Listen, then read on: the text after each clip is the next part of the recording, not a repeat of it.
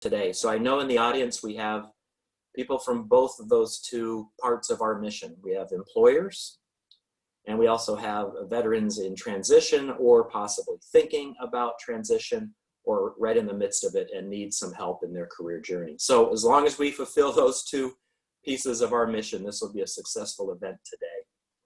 Just to get you oriented to some logistics, the session will be recorded today, and Ashley Owens, who is our professional person who really runs things behind the scenes for us at GPVN and operations, she'll be sending out a survey right after the event, along with a recording and some follow-up information. So no need to take copious notes. If you'd like, just sit back and relax and enjoy the session. The agenda by the numbers is, I will introduce in a moment a colleague at Vanguard, Mike Borrelli. Mike Borrelli, he leads our college recruiting team at Vanguard. He's got a lot of information he'd like to share with you about this virtual environment, how to prepare for your interview, how to execute on your interview through a virtual type of scenario. Carl Donato, who's on our council from Wawa, he's a recruiting leader there. He'll follow up Mike, and he'll reinforce some of that information, then also talk to you about what's going on at Wawa, what type of recruiting needs they have, what kind of openings they might have there as well.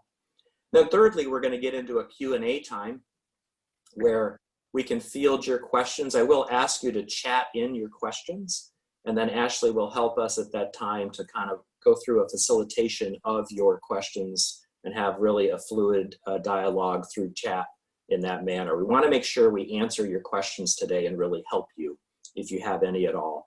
And then in the end, we'll be wrapped up by Alex Archowski, again, our founder and executive director. We'll talk again about the mission of GPVN, give you an overview more broadly of all the services we provide to veterans and employers in the area through the Greater Philadelphia Veterans Network. I will also remind you, you should put your Zoom meeting settings into speaker view. That's up on the right-hand side of your screen. And if you haven't already, please mute on your side as well. And with that, it's my pleasure to introduce Mike Borrelli. Again, he leads what we call University Relations and Partnerships at Vanguard. And essentially, that's a lot of great work working with college students and how we would bring that talent through the pipeline to Vanguard. Has a tremendous impact, and Mike has a lot of great things to share with you at this time. Thanks, Mike. Thank you, Sean. Appreciate it. And hi, everyone. Good morning. Thank you so much for prioritizing this time with us here at GVPN. We're excited to be here and share some best practices with you. As Sean alluded to, my name is Mike Borrelli, and I lead Vanguard's University and Recruiting Partnerships team. So in a nutshell, what that role really means is that my team and I work with college students and early talent professionals to brand and market Vanguard's opportunities to them externally. So we serve the enterprise. We work with Vanguard's leadership development groups, our client-facing roles, as well as our IT positions. So kind of like a jack of all trades in that space. And one of the things that we do that we find really great value in, especially in really challenging times like these, is the work that our team does to go out into the community and share best practices around interviewing, interview preparation, and just the job search process in general. So looking forward to this. As Sean mentioned, feel free to put any questions you might have in the chat. I can answer a few as we go, and then definitely hit on those that I don't get at the end. So when I really think about this space and why I'm so passionate about veterans and identifying roles and supporting the recruiting process for veterans, for me, members of my team and then those in my network are veterans themselves. So one, I see the value that veterans bring to the workforce. Veterans have a really different experience and help us as civilians to view things in different ways that we might not. So just really value the diversity that veterans bring to our teams.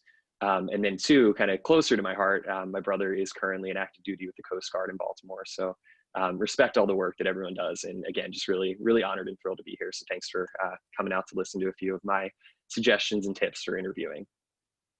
When I think about the virtual space, and this is maybe a cop-out answer to kind of start with, but when I think about virtual interviewing, it's very similar to in-person.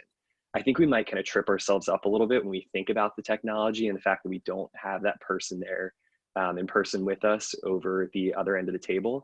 So I'm going to break down a few different areas that I think can help you to really get over that obstacle of viewing the virtual interviews as something that is challenging. The way that I think about preparation for virtual interviews, kind of breaks down into 3 different categories. So I think about the kind of preparation for the interview itself. Second body is the day of, the morning of, the afternoon of, whenever you have that interview. And then the during the interview. So what you're doing as you're actually engaging with that interviewer and how you can really make that experience as impactful as possible. And then last but not least, I'll speak a little bit to how to follow up in this virtual environment. It looks a little bit different, but it is pretty similar in that aspect. So first and foremost, starting with that before, this could be, weeks before or whenever you receive that formal invitation to interview. Just like you would in person, you're going to really want to take the time to review the job description. Make sure you're reviewing all of the things that are necessary as far as qualifications and experiences for the role. Reviewing that job description is really going to help you to make sure that the situations and examples that you're bringing to the interview are relevant and necessary to be successful in the position. So that, again, just like you would in person, make sure you're refreshed on that. But not only the job description I would recommend reviewing, but then the company itself. In this virtual environment, I think you'll see that companies are more and more intentional about putting their company information out online. So you might actually be at a benefit interviewing virtually by having all of these new, whether they're blogs, articles, videos, at your access and at your disposal right through the internet. On top of that, in the virtual environment, you might have a better idea of who you're actually interviewing with, because all of the virtual interviews will have to be pre-coordinated ahead of time. So you may have the emails, names, titles of those that you'll be meeting with throughout your interview experience, whether it's one individual interview, a panel style interview, or a series of any of those interviews. Jot down those names, take advantage of having some of that in advance, and go and look them up on LinkedIn, review their profiles, see what their background is. Look for those ways to kind of have synergies and where your experiences might be similar so that can help you to build rapport with your interviewer. So that to me is one of those things that is really helpful, kind of coming in and knowing who you're meeting with, knowing what might be relevant to them and what they might care about. Last but not least, and we as a leadership team think about this a lot, and we're actually joking before with the panel here, but the camera position and the location for your virtual interview is that other piece that I would recommend maybe thinking about a few days, if not at least a day before your actual interview. So as far as camera position, I'd recommend identifying a way to get your camera up to your eye height. So if you look at my video right now, and granted, I still probably have room for improvement myself, as I'm not one of the professionals like Ashley, but making sure that your camera, as best as you can, is at your eye level so that it looks like you and the interviewer are face to face and you're making that really great eye contact with them, regardless of the fact that you're not there in person. Then too, when you think about the camera and the lighting itself, look for ways to incorporate natural light when you can. So if I could flip my camera around and show you, I've got 2 big windows behind me. So I'm fortunate to have that, and it kind of lights up the screen and allows the interviewer to really see you. There's nothing more challenging than being on the interviewer side and stepping into an interview and not being able to physically see the facial expressions, the emotion, et cetera, of the candidate that you're meeting with. If you do have to turn on a light or two, I've got a lamp turned on actually right above my camera too. That helps as well. So the mix of natural light and the kind of fixed light in your space is really going to help to create that setting for you to be viewed. Last but not least, and I've actually moved around a few times in all of this, working remote environment just to find the right space, but just try to be mindful of your backdrop and what is behind you. So making sure, one, that it's tidy at minimum. It doesn't have to be something out of the West Elm catalog or out of Crate and Barrel by any means. But just making sure it's tidy, neat, and orderly as your background is going to really help to give that first impression to your interviewer. Then I would say if you're really not comfortable with what you might have behind you, Zoom and other platforms, whether they be Microsoft Teams or WebEx, they offer you the ability to put up a screen or kind of like a green screen behind you to use a virtual background. So you could easily go into Google Images, Google an office scene or a landscape scene, whatever it might be. I'll add the caveat, and I don't think I need to, but it doesn't hurt to over communicate that those images should be appropriate. Just to share a personal example and hopefully give you a laugh on this Friday morning. My friends and I have been celebrating virtual birthdays through Zoom. And one of my friends wanted to have a Tiger King theme party. If anyone's seen the Netflix series Tiger King, it's something if you haven't seen it. So it's not that I would recommend it, but it's a good laugh and makes you kind of question what might be going on in other places of the world. But so with that, she wanted to have a Tiger King themed birthday party. So me being, trying to get all in, I downloaded a Tiger King background, made it my virtual background for the party itself. The following, I want to say it was Monday or Tuesday, and we at work don't use Zoom that often. So it was the first time that I was logging back into Zoom. And believe it or not, I almost logged into a professional work meeting with a picture of the Tiger King and a tiger in my background. So if you are going to do something like that where you're mixing Zoom for both pleasure and for professional purposes, make sure you're just being mindful of those things as you go. So that kind of wraps up the before category. The only thing I would add, and this can be either the day of or a few days before and kind of blends into the next segment that I have here for day of, practice. Practice. It's just like in person for your interviews, whether it's meeting with a friend, a family member, a colleague, or even just talking to yourself into your camera or into the mirror in your bathroom. The more you can kind of get some repetitions under your belt and feel comfortable with looking into the camera, telling your story, etc., the stronger of a presenter or interviewer you'll be when it comes to that Zoom meeting. So you can't practice enough. I'll say it time and time and again, just like in sports and just like interviewing in person. The more reps you get in and the better you practice, the better you'll perform in the day of. On that note, the day of, I'm a strong proponent of, even in this working virtual environment, as much as it's maybe easy to slip into, okay, I can sleep in for an extra hour and a half, or I can just roll out of bed before my first call or my interview for the day, whatever it is. I'm a very big proponent of a morning routine.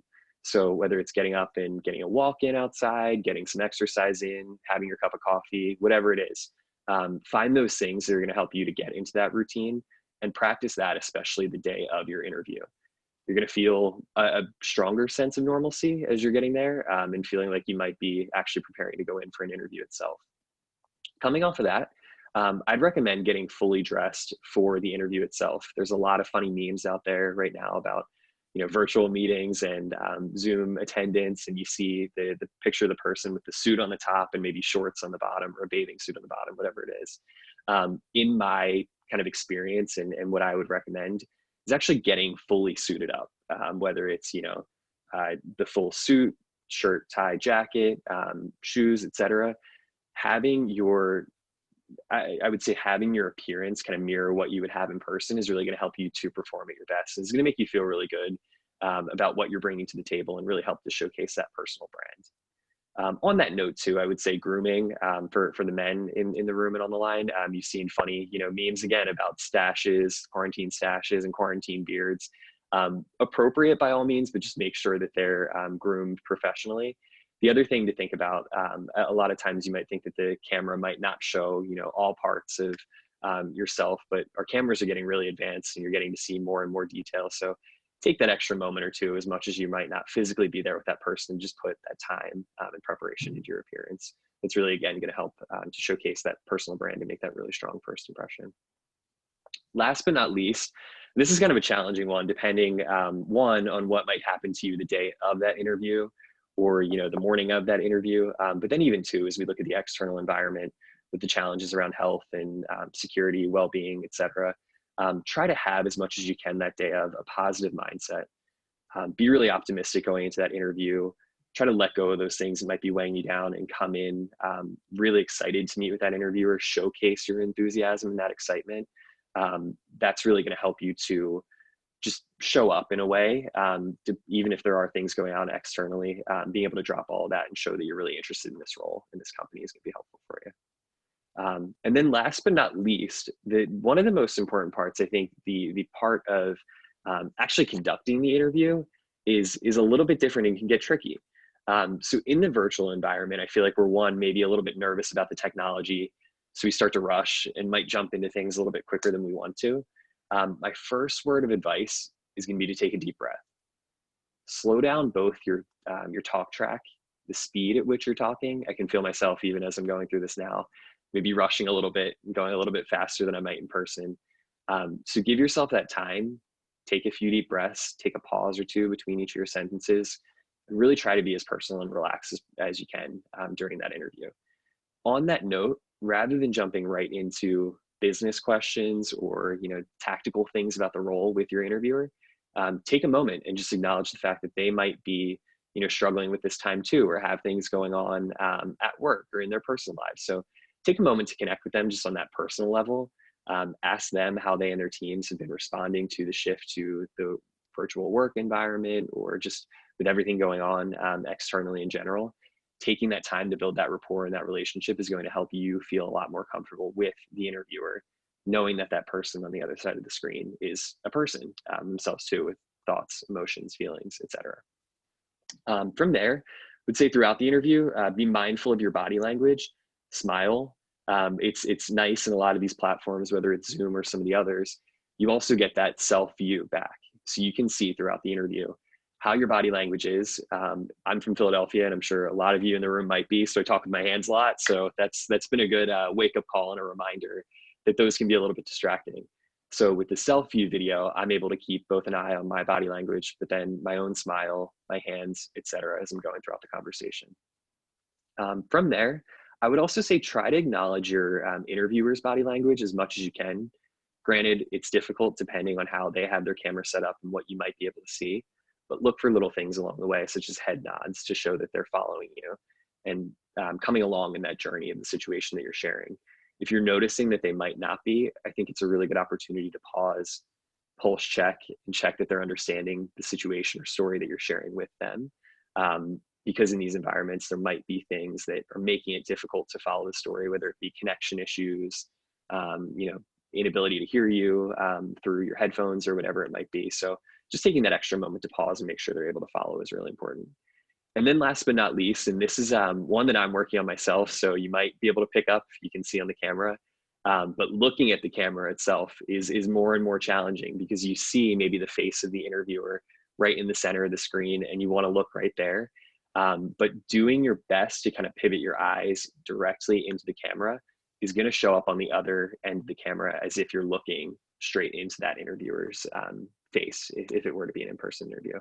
So again, that comes with time. And if you're in the general kind of ballpark of where that camera is, it's likely not identifiable, but the more and more you can just be mindful of that and not be looking to your left or looking to your right or looking down or looking up or out the window, is really going to show that you're engaged and present in that interview. So then last but not least, the follow-up piece. So being that we're in this virtual environment and we're maybe getting tapped a little more often and have more access to messaging and emails than we historically do, the follow-up is still really important after the interview. So things to think about, the follow-up to thank an interviewer could be through LinkedIn, or it could be through email if you have access to their work email. What I would recommend though, and I'm actually in the interview process for a few candidates to join my team at the moment, so I've seen this firsthand as of actually yesterday afternoon. Although you're going to be right there in front of your computer right after the interview, take a moment, reflect on the conversation itself. There's no need or no rush to fire out an email just for the sake of firing out a thank you email within that 5 minutes after the interview. Make sure what you're sharing in that follow-up is thoughtful, that it reflects the conversation. So maybe taking one or two things that you were thankful to have learned in the conversation and incorporating that into your message.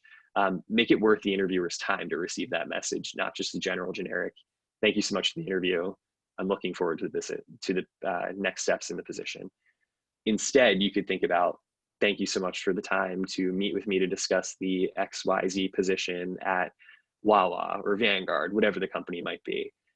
Then adding, something along the lines of, I've really enjoyed hearing how your team has responded to the virtual work environment by incorporating huddles or incorporating standard work, whatever it might be. Little things that they mentioned throughout that to remind and show the interviewer that you were engaged throughout the conversation or were paying attention there. So hopefully between all of that, that's going to help you to stand out and really approach these interviews in a strong way. Again, thank you so much for your time and appreciate being here. Happy to take questions later in the Q&A. Mike, hey, thank you very much. I think you can all see in the audience why we asked Mike to be a part of this panel. He's got a finger on the pulse of what's going on out there with his college recruiting team. Thanks for also interjecting that you're not only a strong supporter of our own employee resource group, or career resource group, as we call it at Vanguard, Vets Connect, but you've got a family connection with your brother currently serving on active duty with the Coast Guard. Mike, thank you. And thanks for the reminder. We're seeing some chat questions come in. I encourage the audience to continue bringing those in. We're definitely going to hit those. Mike, great job. Thank you. Thank you, Sean. Our next panelist is Carl Donato. Carl has been a past chair of the Employers Council. He's been, in my opinion, I know many others would feel the same way. Carl's a lot of the drive behind and the passion behind the Employers Council. He's been a leader in recruiting at Wawa for many years, and we're really glad to welcome Carl now as a panelist to talk to us a little bit more about this same topic, how to hire veterans virtually. Carl. Hey, good morning. Can everyone hear me? Look great. Thanks. Can you hear me? Sound great too. Okay, perfect. So good morning, everyone, and thank you for this great opportunity to talk to employers and certainly our valued military folks that are out there in the audience today. This is why we do what we do. You guys did so much for us in your service, and we're trying to give you a little bit back as employers, and hopefully you'll gain some new knowledge today, and maybe just brushing up on some old knowledge that you've already had. Excuse me. So Michael, excellent job as with that presentation. And I have a lot of the same information. So we didn't coordinate in the sense that this works out good. So you'll hear some similar things. I'm not going to spend as much time in detail because Michael did go into that with you. But I want you to see how aligned two different employers are, right? So Michael in the financial background, Wawa's a retail background, right? Very similar stuff, right? So let's get started. The first thing that I'm going to do is start by talking about our Wawa Veterans Alliance here at Wawa real quick. So it all focuses around the beginning, and the beginning is our Wawa core values, right? And real quickly, they are valuing people, delighting customers, do things right, do the right thing, passion for winning, and embracing change. Embracing change. And here we are, all of us, every single minute of every single day, embracing the way we live, the way we work, the way we look for work, and now the way we interview, right? So that one really just stands out to me the most right now in today's world. And certainly valuing people, which is also what we're doing through this session, and certainly with our associates here at Wawa.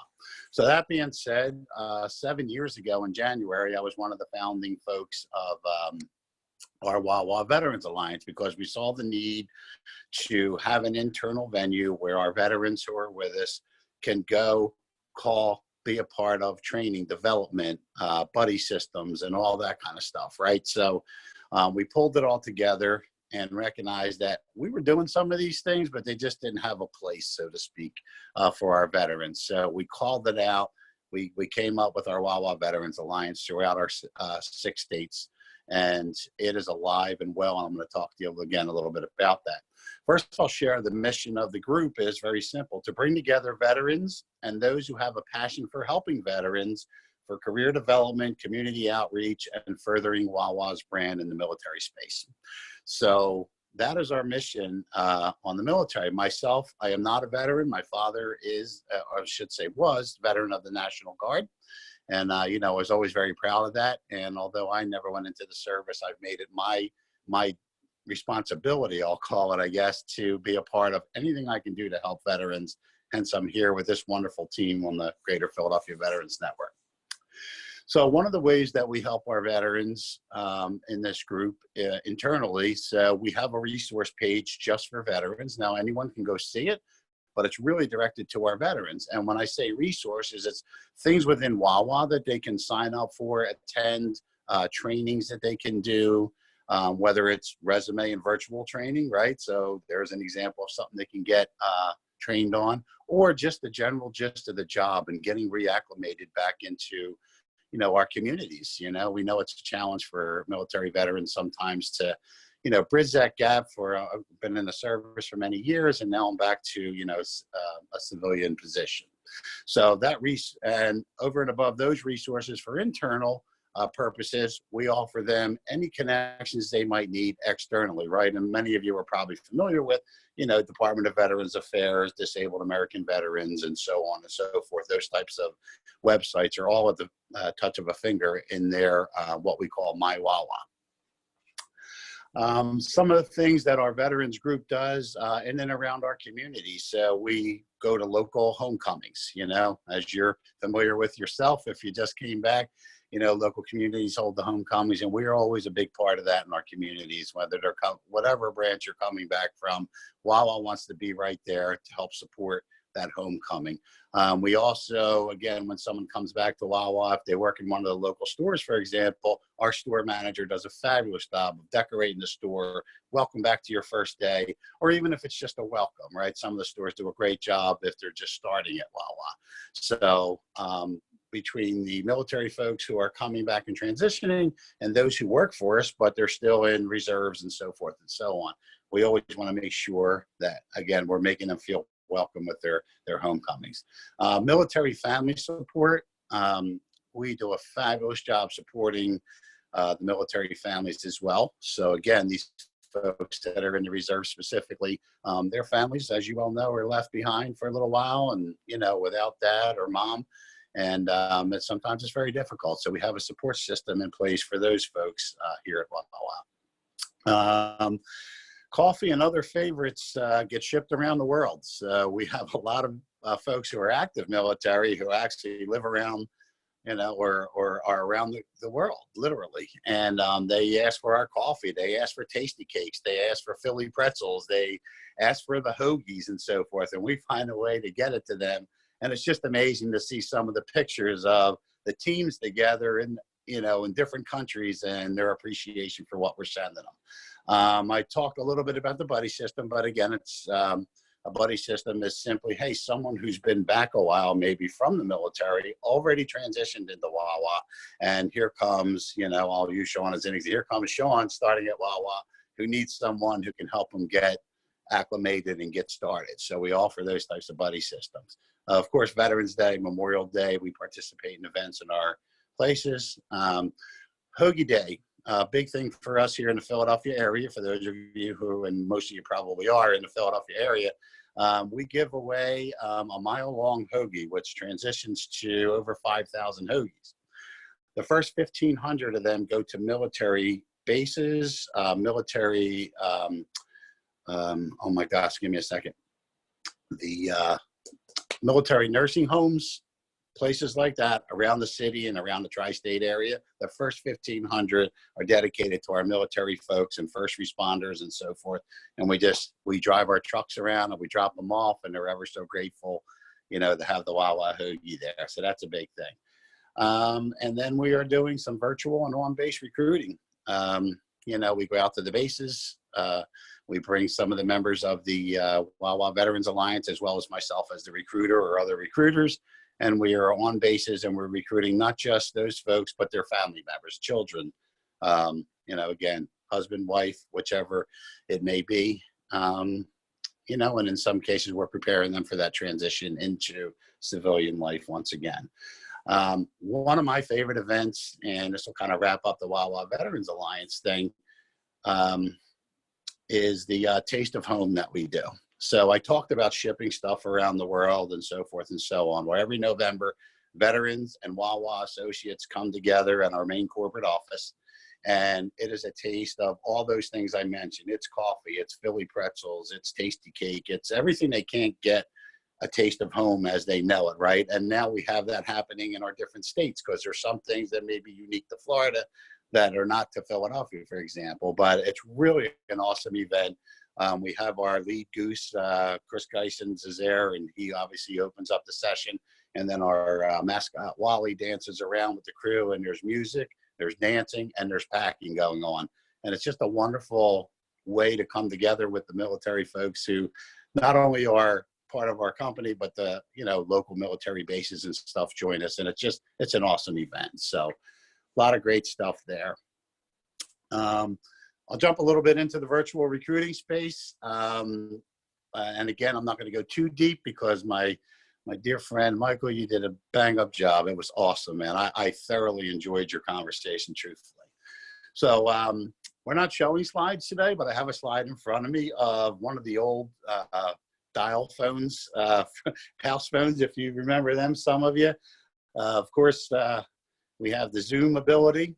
I've got a picture of some of the radios you guys are used to using out in your ventures as military folks on here. And I'm going to have this available if the team can send it out to you.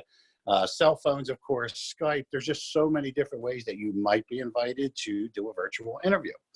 As far as Wawa goes, our main thing is one of 3 right now. So we're either using Skype, the regular phone call, right? So I call you up and we do the interview and so forth, first and second steps, and then, you know, a decision is made at that point.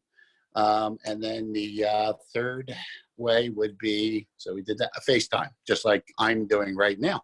So, and speaking about virtual and overcoming technology, right? So I had a technology issue this morning. I couldn't get into the Zoom meeting the way I needed to. And I worked with Ashley to get this, you know, up and running on my phone. Didn't even think of it, but again, it's thinking of those things ahead of time. Maybe I should have done something differently ahead of this call, even, you know, to make sure I was able to connect. But the long story short is, you know, that's one of the things that Michael mentioned.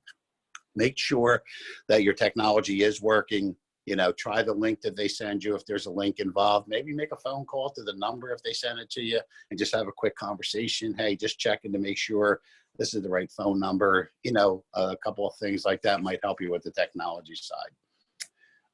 Preparation for the interview. Again, you heard them say it, research the company, right? Visit the virtual and brick sites. Go into a site if it's available for you to go into, right? And visit and talk to people there. People are working there. Catch the environment. What's going on, you know, in that environment? Is this someplace I want to work? So even before you're at the interview stage, you may determine that after walking into this building, it doesn't feel right for me, right? So then that gives you an option to make a decision. But again, visit that. Talk to those people doing the job. You heard them say, reread the job description. Test the link we're talking about now. Be mindful of your setting. These are my notes, people. Lighting, background, potential interruptions, right? So I have a dog downstairs right now and I heard him barking a little bit ago, but my wife shut him up. But again, you don't want to have that during the interview because that's going to make you more nervous. To be truthful with you, as my personal opinion as a recruiter, I get it, right? We're in a virtual world. We're going to do our best to have that environment, but personally for me, it doesn't offend me if I hear a dog bark or a child walk through the screen or something, but you want to make sure that you can avoid that if possible. That's be comfortable in dress and state of mind. You heard him say that, right? Get your suit on. You know, the jokes about having gym shorts on and, you know, having a shirt and tie on, right? So no, get dressed, get ready, be prepared, wake up in the morning, do your normal morning routines and so forth. Use real life examples with real names, just as you would in person, right? So help me understand, hey, I was working with Alex Archeski on a Thursday night and we were working together to get a project done. Alex wasn't feeling well and I had to pick up and do the rest of the work, you know, so being specific about where you were, what was going on. And again, your examples may be very different if you've been in the military for most of your career so far, but give those examples, use some names, make a recruiter feel like they were standing beside you when this is going on. Great way to, you know, make sure they know that you've had the experience, right? I know one thing the military folks do is they give a lot of credit to other people and they don't take credit for leading their teams often enough, right? So I do want to emphasize that, you know, make sure in the interview, again, in person or virtual, brag about yourself. This is the first time we're meeting you in a lot of cases, right? So tell me about you. Tell me what you did. How did you lead that team? It's great that you're giving them credit, and that's just as important as a leader, but I need to know how did you build that, right? That you're giving them all this credit. You built that. How, right? So make me understand as a recruiter. Be prepared to talk about your strengths and opportunities. I don't know that question comes out a lot, you know, in the interviews anymore. I don't personally ask it, but there are some recruiters who will. Smile, relax, treat the interview as a conversation, right? I always try to say that right up front when I'm doing an interview. Hey, I'm going to ask you some questions here, but the truth be told, Sean, we're going to have a conversation. And I just need you to talk to me as if I was your next door neighbor, your best bud, you know, your children if you want to, but let's have a conversation. That'll help them, get relaxed a little bit. So have some questions prepared that you might want to know. Again, after you do all your research that Michael talked about, have some questions jotted down that you might want to know about the company. Reiterate, as he said, things you heard during the interview from your recruiter and hiring person. So that is that portion.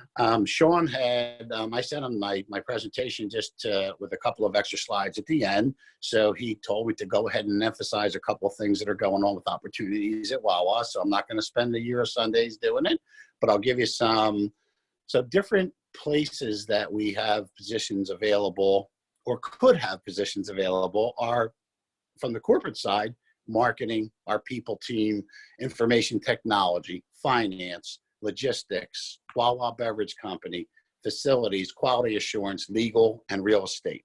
So those are just an idea of what goes on behind the scenes at Wawa. Those are positions that could potentially be posted at our website.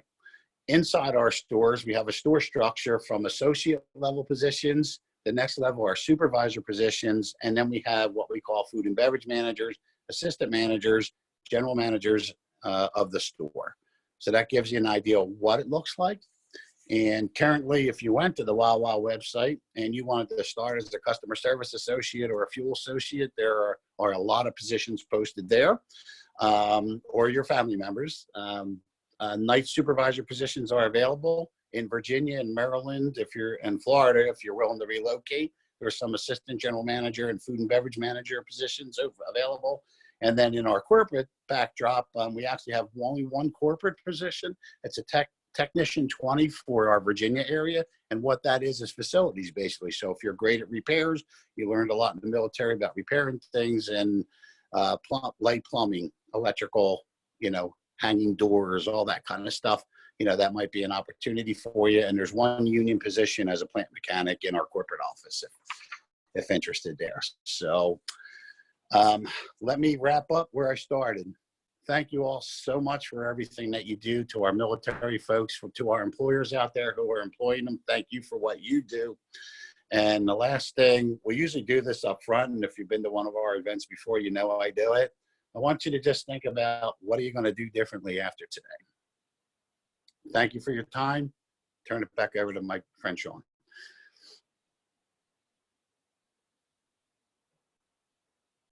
He's a passionate man. You can sense that his heart is in what he's talking about, and he knows what he's talking about. So great wisdom, Carl. I feel like I have to acknowledge the fact that your facial hair and Mike Borrelli's facial hair is amazing. And we're all going to see at the end, and he's going to show me up. So I feel a little underdressed for today's event. Look great. And thanks for keeping it real. You do a fantastic job always.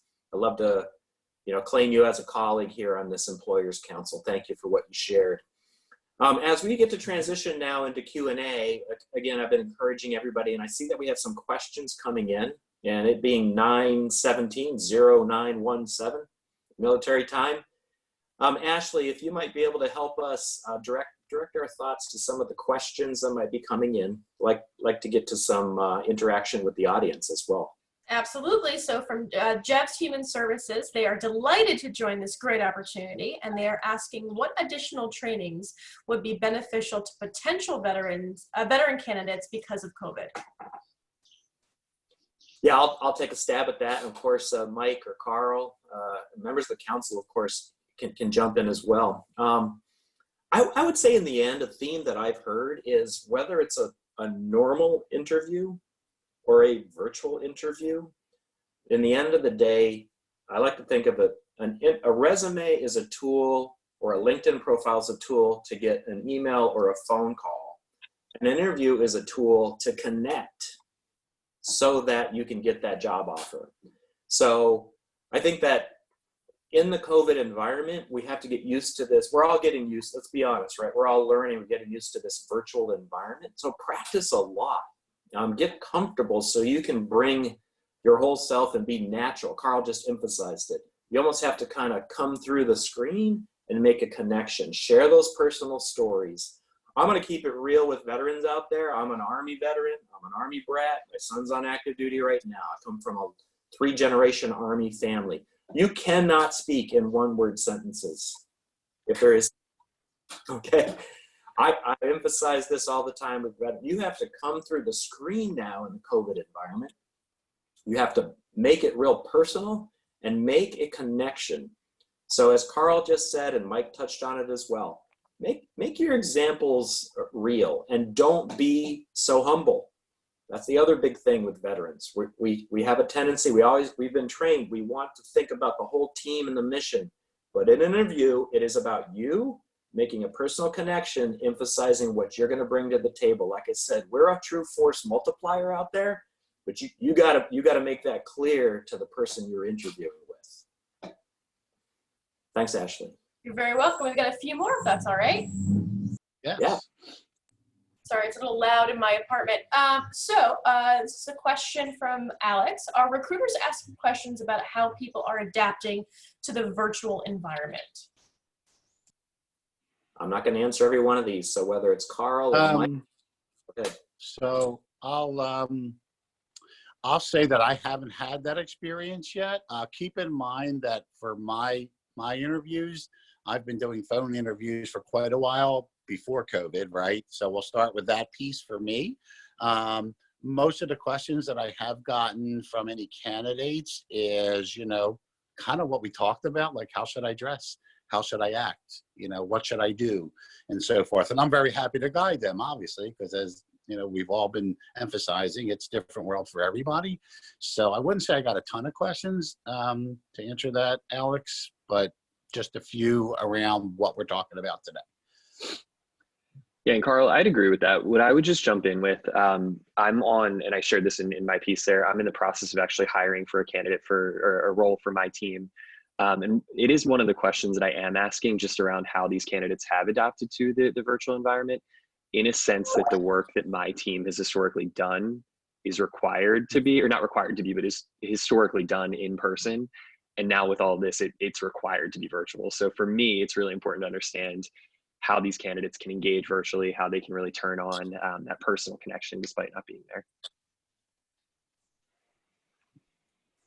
Fantastic. If nobody else has anything else, we've got a bunch of questions coming in. We have a question from Ted. Good morning. How do hiring managers deal with minimum requirements on job postings that may not align with and screen out veterans applying for a particular job because the direct job translation doesn't align? I'll take that one first as well. Ted, thank you for the question. That's great. One of the things we talk about when we teach anybody about recruitment or applying for a job or building their resume is you can make your resume look like the job description, right? So it may not have the exact title. It may not have the exact skill set, right? But you think about what you've done in the military. An example of a leadership skill would be being great with people, right? You can spell that out in your resume by what you've done. And I really try to make it simple by saying, make your resume match the job description verbally. Okay. And if you need help with that, I'm sure there's a lot of resources out there, but that would be my main suggestion. And I tell everyone the same thing, whether they're military or not in the military. How does someone from Vanguard apply for Wawa, for example, to be a manager in a store? Give them that same advice. Show me what in your role at Vanguard matches what I'm looking for in a leader at Wawa store. I hope that helps you a little bit. Yeah, Carl, spot on. I'll share a personal example. In my role, historically, I've come across a few veteran resumes, and I'm maybe not as familiar with the position titles themselves. So I've leaned on resources like Sean Ellsworth, for example, to say, hey, Sean, can you help me understand this position and how might this translate to positions we have available here at Vanguard? I would say savvy recruiters are really going to take that extra step to say, we value the skill sets that veterans to the table. Let's find those transferable skills. But to Carl's point, the more you can make that transferable skill set more readily known to the recruiter, the easier it's going to be for them to make that connection. Right. Great, thank you. I appreciate it. I'm in an MBA program out here in San Diego, one of the things we're struggling with is education development for how do we help veterans understand this transition, but also how do we work with hiring managers to help them understand some of this. So we're developing our corporate board for the school now and working with Qualcomm and